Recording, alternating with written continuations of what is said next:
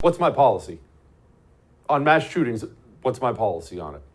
There are a couple things, long-time viewers will know what they are, but allow me to go over it again right now because I need to explain why we're not going to do 20 minutes on Buffalo today. One, I don't stand on the graves, on the bodies of freshly dead people in politics. I don't do it. I think it's despicable, people who do it. This all began really in this country under Barack Obama, where every mass shooting, he would run to the microphone, I've never seen anything like it, and start gun grabbing right away without hesitation. I think it tears apart the fabric of a nation when you do that. It does. The human body, the human mind, it needs time to mourn. You need time to mourn. That's why we have so many funeral rituals in different cultures. People have to come together and mourn. That's all. And when you immediately politicize the whole thing, you take away the ability for a society to do that, and it rips a society apart. It does. So that's one reason I don't do mass shootings. Two, I think it's the most disgraceful thing in the world. We can't develop a national set of rules for these things, not laws, just a set of rules people abide by, just out of the goodness of their hearts, that says, in the wake of a mass shooting, we never give out his name. We don't read his manifesto. We don't do any of these things. Yes, there are sick, freak, evil people in this world, like this guy, who need to be put down like dogs. So when they decide they're going to go out in a blaze of glory, they do these things so they can go out famously. They want to be famous.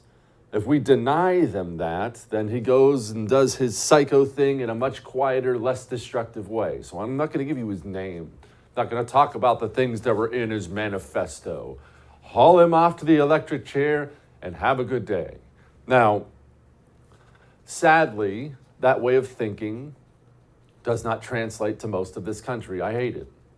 I hate that Adam Schiff immediately comes out, 2 hours after the shooting was reported, and says, angry that the GOP continues to block the most safety gun measures. Just immediately. Think about that. I want you to think about this.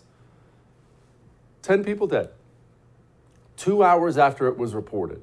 So it's not outside of the realm of possibility that one of the people dead in that grocery store, their family, still didn't even know, or if they did know, just found out.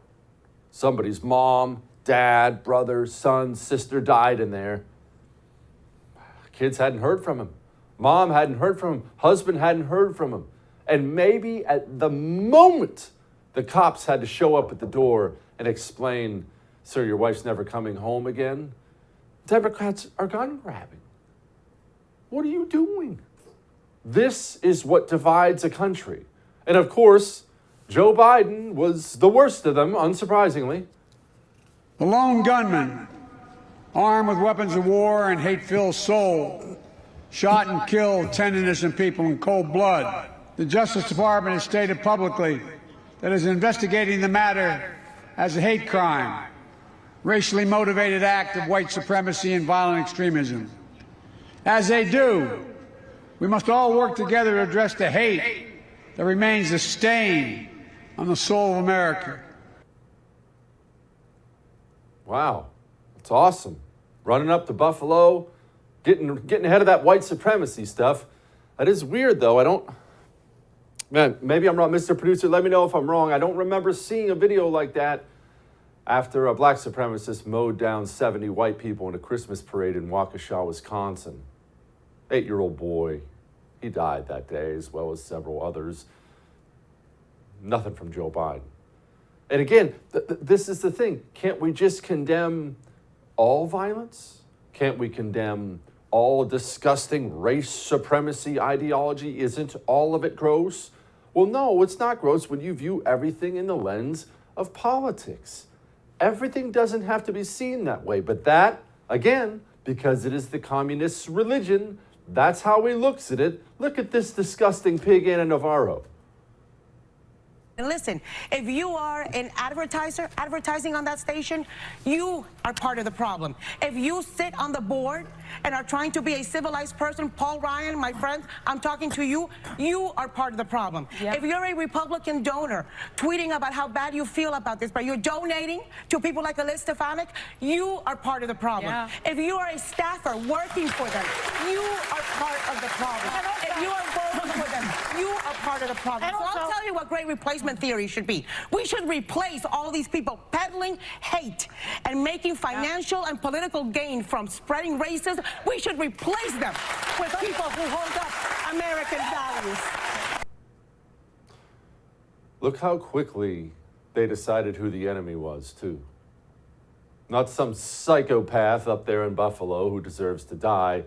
Almost immediately, while the bodies were still warm, while families were still getting the worst phone call you could ever get in your entire life, they decided, how can I use this for political reasons? Yeah, people are dead, whatever. How can I use this for political reasons?